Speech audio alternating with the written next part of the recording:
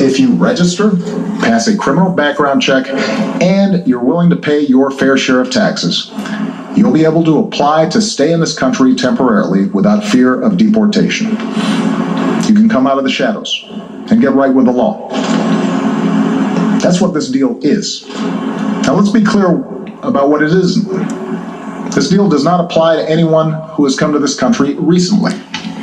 It does not apply to anyone who might come to America illegally in the future. It does not grant citizenship or the right to stay here permanently or offer the same benefits that citizens receive. Only Congress can do that. All we're saying is we're not going to deport you. I know some of the critics of this action call it amnesty. Well, it's not. Amnesty is the immigration system we have today. Millions of people who live here without paying their taxes or playing by the rules, while politicians use the issue to scare people and whip up votes at election time. That's the real amnesty, leaving this broken system the way it is. Mass amnesty would be unfair. Mass deportation would be both impossible and contrary to our character.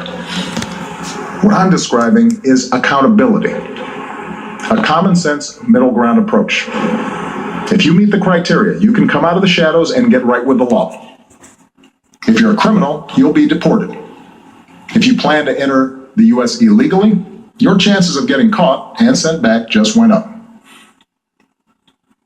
The actions I'm taking are not only lawful, they're the kinds of actions taken by every single Republican president and every single Democratic president for the past half century. And to those members of Congress who question my authority to make our immigration system work better, or question the wisdom of me acting where Congress has failed, I have one answer. Pass a bill. I want to work with both parties to pass a more permanent legislative solution. And the day I sign that bill into law, the actions I take will no longer be necessary. Meanwhile, don't let a disagreement over a single issue be a deal breaker on every issue. That's not how our democracy works. And Congress certainly shouldn't shut down our government again just because we disagree on this. Americans are tired of gridlock. What our country needs from us right now is a common purpose, a higher purpose. Most Americans support the types of reforms I've talked about tonight, but I understand the disagreements held by many of you at home. Millions of us, myself included, go back generations in this country with ancestors who put in the painstaking work to become citizens. So we don't like the notion that anyone might get a free pass to American citizenship. I know some worry immigration will change the very fabric of who we are, or take our jobs, or stick it to middle-class families at a time when they already feel like they've gotten the raw deal for over a decade. I hear those concerns. But that's not what these steps would do. Our history and the facts show that immigrants are a net plus for our economy and our society. And I believe it's important that all of us have this debate without impugning each other's character. Because for all the back and forth of Washington, we have to remember that this debate is about something bigger. It's about who we are as a country and who we want to be for future generations. Are we a nation that tolerates the hypocrisy of a system where workers who pick our fruit and make our beds never have a chance to get right with the law? Or are we a nation that gives them a chance to make amends, take responsibility, and give their kids a better future? Are we a nation that accepts the cruelty of ripping children from their parents' arms? Or are we a nation that values families and works together to keep them together? Are we a nation that educates the world's best and brightest in our universities only to send them home to create businesses in countries that compete against us? Or are we a nation that encourages them to stay and create jobs here, create businesses here, create industries right here in America? That's what this debate is all about. We need more than politics as usual when it comes to immigration. We need reasoned, thoughtful, compassionate debate that focuses on our hopes, not our fears. I know the politics of this issue are tough. But let me tell you why I have come to feel so strongly about it. Over the past years, I've seen the determination of immigrant fathers who worked 2 or 3 jobs without taking a dime from the government, and at risk any moment of losing it all, just to build a better life for their kids. I've seen the heartbreak and anxiety of children whose mothers might be taken away from them just because they didn't have the right papers. I've seen the courage of students who, except for the circumstances of their birth, are as American as Malia or Sasha. Students who bravely come out as undocumented in hopes they could make a difference in the country they love. These people, our neighbors, our classmates, our friends, they did not come here in search of a free ride or an easy life. They came to work and study and serve in our military, and above all, contribute to America's success. Tomorrow I'll travel to Las Vegas and meet with some of these students, including a young woman named Astrid Silva. Astrid was brought to America when she was 4 years old. Her only possessions were a cross, her doll, and the frilly dress she had on. When she started school, she didn't speak any English. She caught up to other kids by reading newspapers and watching PBS. And she became a good student. Her father worked in landscaping. Her mom cleaned other people's homes. They wouldn't let Astrid apply to a technology magnet school, not because they didn't love her, but because they were afraid the paperwork would out her as an undocumented immigrant. So she applied behind their back and got in. Still, she mostly lived in the shadows. Until her grandmother, who visited every year from Mexico, passed away. And she couldn't travel to the funeral without risk of being found out and deported. It was around that time she decided to begin advocating for herself and others like her. And today, Astrid Silva is a college student working on her 3rd degree. Are we a nation that kicks out a striving, hopeful immigrant like Astrid? Or are we a nation that finds a way to welcome her in? Scripture tells us that we shall not oppress a stranger, for we know the heart of a stranger. We were strangers once too. My fellow Americans, we are and always will be a nation of immigrants. We were strangers once too.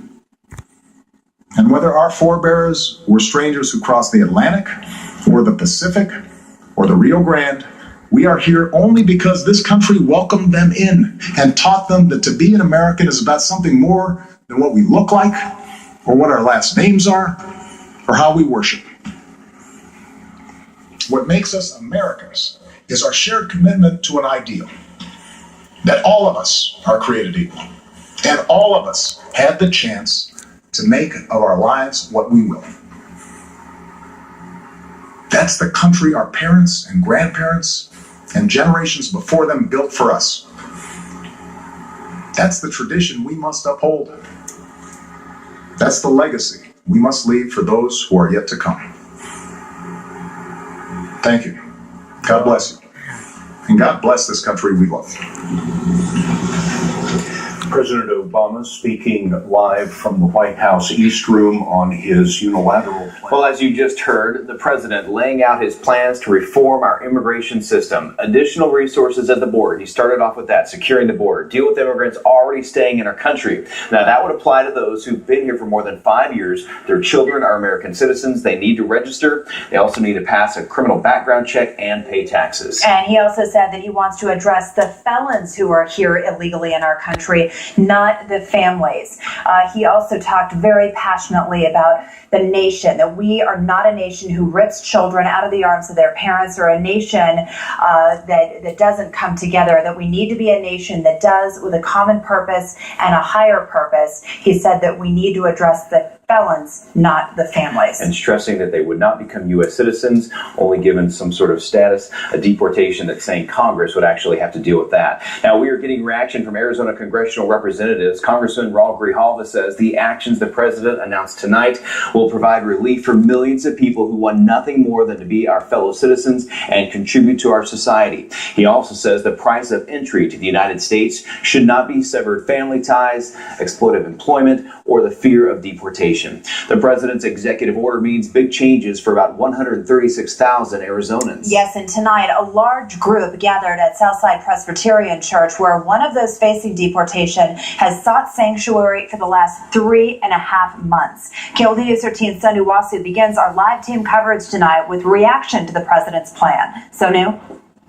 Yeah, Heather, it's been a full house here at the Southside Presbyterian Church. Gathered here inside the church is dozens of people from many different community groups in town. Also, many of the church members here. Now, one of them is local immigration attorney and president of Derechos Humanos, Isabel Garcia. She works with many undocumented families, hears their stories every day. She's been listening to this speech, hanging on to the president's word very intently, I'm sure, Isabel. And what are some of your first thoughts after listening to this speech? Well, my very first thought is that I congratulate and celebrate the grassroots communities across this country that have forced President Obama to do this tonight. Some of us are really concerned, of course, about the details, about the steps that are to be taken. We're concerned with the highlight of adding more border security, $18 billion the last fiscal year. He's going to add more agents, and the highly skilled workers are going to be welcome. But then the rest of the undocumented community is what he spoke about. And so we want full participation by our immigrant community. And as we were listening tonight, there were several points where I saw you actually shaking your head when you heard the president speak. And what were you shaking your head at? Well, I was shaking my head at some of the notions about people not playing by the rules.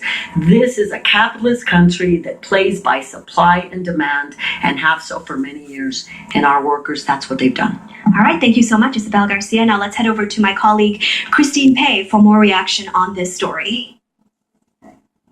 Hi, yes, we are live at a guest house at the field office for the American Border Patrol in Hereford. And joining me right now is the president of that group, Glenn Spencer. Hello. You know, we just watched this speech together. What is your initial reaction? Well, I think you made a pretty good case that Americans are compassionate people. But, you know, I think most Americans' compassion is somewhat blunted by the fact that the border really isn't secure. I think if they had proof, real proof, that it was secure, they would look more kindly on this issue. But I'm not convinced from what the president told me that that's really the case. And I live right on the border, and I've looked at this for years and years, and it isn't the case. They're not really being honest with us that it's secure. It is not. And as Leo Banks once said, amnesty is like a starting pistol. They fire that, and people are going to be flooding across this border. Americans want it secured. Now, out here in Cochise County, you are in contact with a lot of ranchers in this community. What are they saying about immigration reform? The rancher right over here has 11 miles on the border. It's been quiet. I talked to him 25 minutes ago. He said, Glenn, here they come.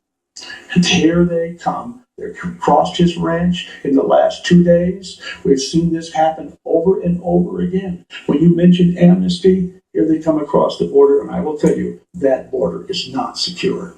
Okay, some interesting insights from Mr. Spencer. We'll hear more from him tonight at 10. But for now, I'm sure there's a lot of activity going on social media. For that, we'll go to Craig Thomas. Craig.